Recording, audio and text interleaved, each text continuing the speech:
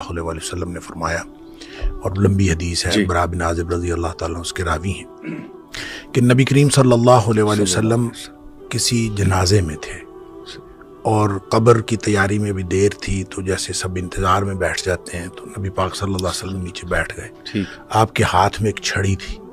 اور آپ زمین میں جیسے آدمی کچھ سوچ رہا ہوتا ہے تو ساتھ ساتھ ایسے تو پھر آپ نے اس موقع پر ایک بات ارشاد فرمائی، پھر آپ نے دونوں کیفیتوں کو الگ الگ بتایا۔ آپ نے فرمایا جب مومن کی روح نکلتی ہے تو فرشتے آتے ہیں، ملک الموت جنت سے کفن لے کے آتے ہیں، اور وہ جیسے میں نے پہلے بھی عرض کیا کہ وہ آ کے فرشتے سارے اپنی اپنی ڈیوٹیاں لگ جاتی ہیں، اور پھر وہ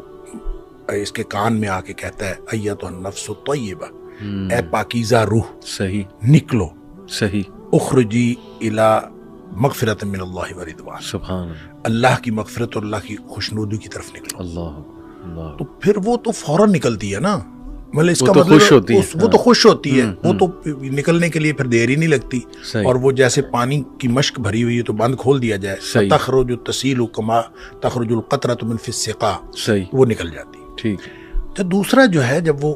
مومن کے علاوہ کافر اور منافق کی موت کے لیے جب فرشتے آتے ہیں تو نبی کریم صلی اللہ علیہ وسلم نے فرمایا وہ جہنم سے بدبودار کفن لے کے آتے ہیں۔ اب اس طرح ڈیوٹیاں لگ جاتی ہیں، سب بیٹھ جاتے ہیں، تو وہ جو ملک الموت ہے وہ اس کے کان میں آ کے کہتا ہے ایتھا النفس الخبیثہ، اے ناپاک روح نکلو، اخرجی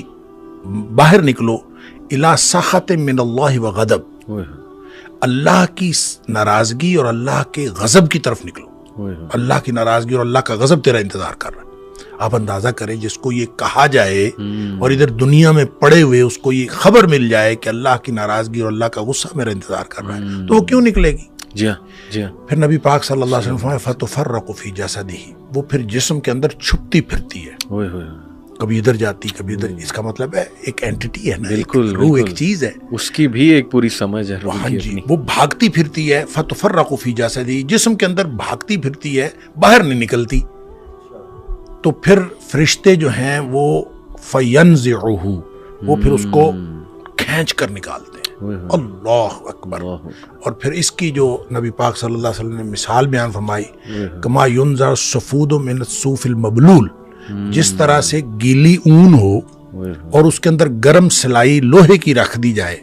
اور پھر اس کو کھینچا جائے ایک طرف، ظاہر روئی وہ اون جو چمٹ جائے گی، تو اس کو ایک طرف سے کھینچیں گے تو وہ تو تار تار ہو جائے گی۔